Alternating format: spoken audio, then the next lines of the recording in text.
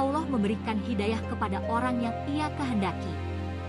Karena hidayah akan didapat oleh orang-orang yang dipilih, oleh karena sifat dan ketaatannya kepada Allah Subhanahu wa Ta'ala yang menciptakannya.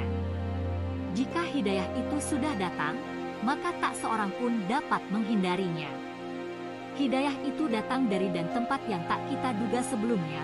Ia datang dari mana saja dan kepada siapa saja. Seorang pelacur pun bisa mendapatkan hidayah saat bertemu dengan calon pelanggannya. Seperti kisah pelacur berikut ini, yang mendapat hidayah saat bertemu dengan orang yang ingin bertransaksi dengannya. Diceritakan, pada suatu masa dahulu terdapat seorang wanita yang sangat cantik rupa parasnya.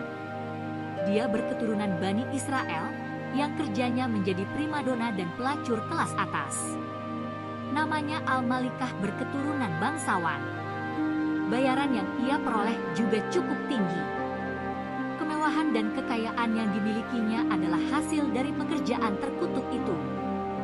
Pintu rumahnya akan sentiasa terbuka untuk semua laki-laki yang menginginkan kecantikannya. Apa saja akan dilakukan Malikah untuk menarik perhatian orang yang melewati depan rumahnya. Dengan memiliki paras yang cantik, sudah cukup untuk menambat hati kaum lelaki. Apalagi jika dia berpakaian seksi dan menyolok mata. Tidak terkecuali seorang pemuda bernama Abid. Abid sebenarnya pemuda miskin yang taat ibadah. Namun kepopuleran paras cantik Al-Malikah di seantero negeri rupanya telah menggoda keimanan sang pemuda untuk mencoba menikmati kecantikan Al-Malikah. Sayangnya untuk bisa bertemu Al-Malikah, Abid harus mengeluarkan biaya sebesar 100 dinar. Karena besarnya uang bayaran itu, Abid harus bekerja sekuat tenaga untuk mengumpulkan uang. Dia ingin bertemu dengan pujaan hatinya. Setelah uang terkumpul, datanglah Abid menemui Al-Malikah. Namun sesuatu yang mengejutkan terjadi. Ketika Abid telah berada di hadapan Al-Malikah, tiba-tiba tubuhnya menjadi gemetar. Keringat bercucuran keluar dari sekujur tubuhnya. Yang terjadi, sang pemuda justru ingin lari dari tempat itu. Al-Malikah malah menjadi heran dengan tingkah Abid yang mendadak berubah. Ketika Al-Malikah sudah berada di depannya, Abid justru teringat akan Tuhannya.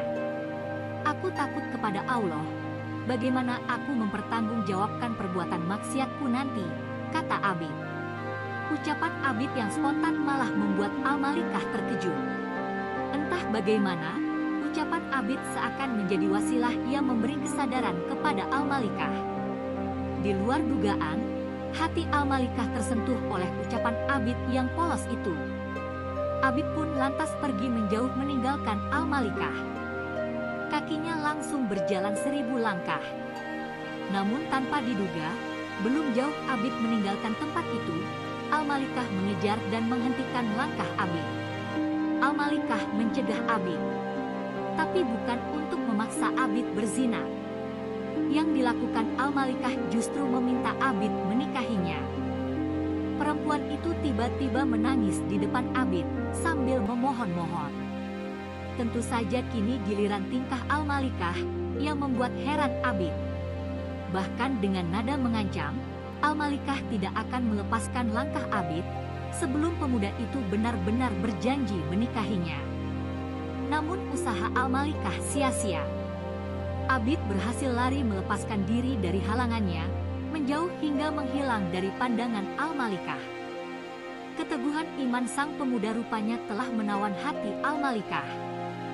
Kata-kata keimanan yang keluar dari mulut Abid benar-benar telah membuka hati, mata dan pikiran sang wanita. Usai pertemuan, yang awalnya untuk bertransaksi maksiat kepada Allah itu, Al-Malikah bertekad untuk memperbaiki diri dan segera keluar lembah hitam pekerjaannya. Tujuannya satu, menyempurnakan benih iman yang mulai tumbuh, karena disiram ucapan sang pemuda. Dia pun mencari sang pemuda hingga ke pelosok.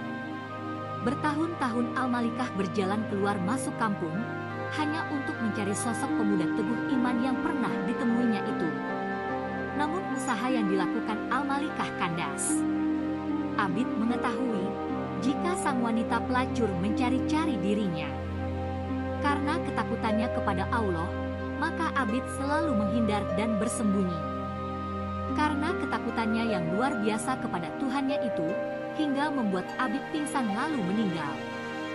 Kabar meninggalnya Abid ini, rupanya sampai juga ke telinga Al-Malikah.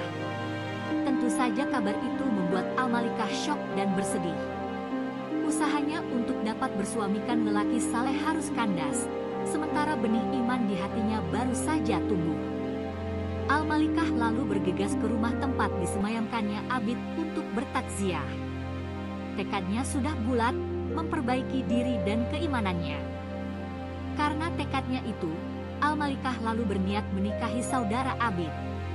Dalam pandangannya, jika ucapan dan perilaku Abid dapat mempengaruhi dirinya, apalagi terhadap saudaranya yang lebih dekat itu.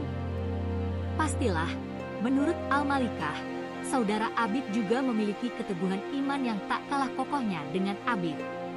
Ternyata saudara Abid menerima permintaan dari sang wanita paras cantik ini.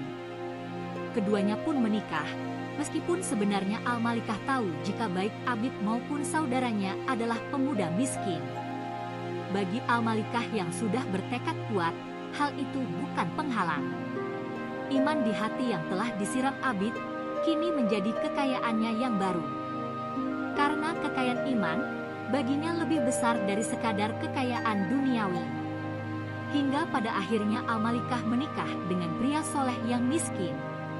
Allah Subhanahu wa Ta'ala mengaruniai 7 keturunan yang dimana anaknya tersebut merupakan seorang nabi pada masa Bani Israel.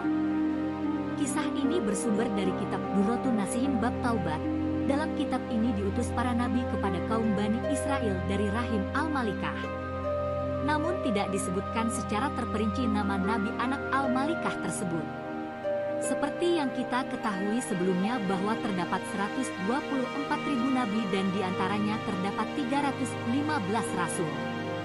Di antara banyaknya nabi yang ada kita hanya diwajibkan untuk mengetahui 25 nabi.